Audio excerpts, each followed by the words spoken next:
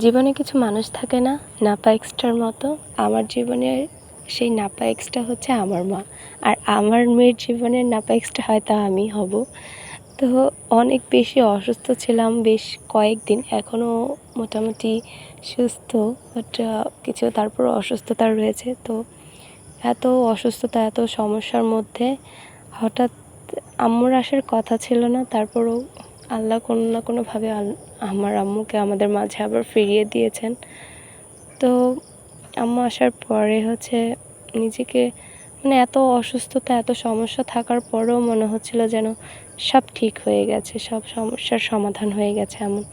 তো আমরা সেই দিন বের হয়েছিলাম, একটু ব্যাংকে দরকারি কাজ ছিল, সেখানে গিয়েছিলাম।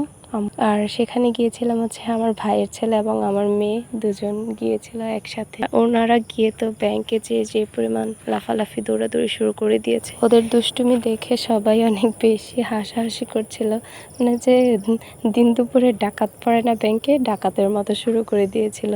তো আমরা সেখান থেকে ব্যাংকের কাজ সেরে মাছ বাজারে গিয়েছিলাম, বাসার জন্য টুকটাক মাছ কেনাকাটা করে বাজার টাজার করে গিয়েছিলাম। আমার একটা ফোন খুব ইমার্জেন্সি দরকার ছিল, তো একটা ফোন নিয়েছি। ফোনটার রিভিউ পরে দেব, ফোনটার আনপ্যাকিং ভিডিও পরে করে আপনাদের সাথে শেয়ার করব কি ফোন কিনলাম সেদিন।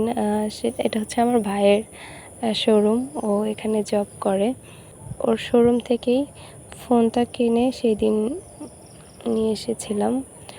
আর অনেক বেশি পুরনো হয়ে গিয়েছিল, অনেক বছর যাবত যেহেতু আমি সেটা ব্যবহার করছি, সেজন্য ফোনটা মনে হলো যে চেঞ্জ করা উচিত।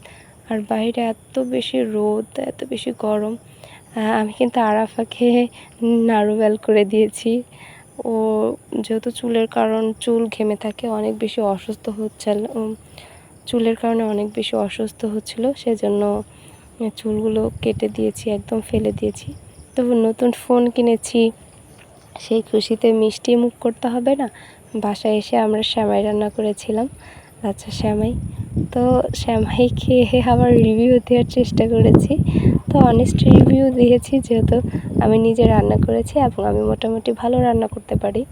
তো আমি নিজের রান্না অবশ্যই নিজেই খুব ভালো বলবো, এটাই স্বাভাবিক। কিন্তু আমার মেয়ে তো ছোট বাচ্চা, ও তো আর কিছু বোঝে না।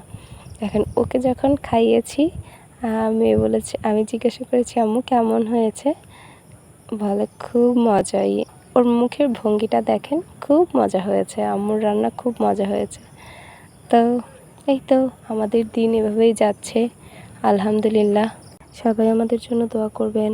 আল্লাহ হাফিজ।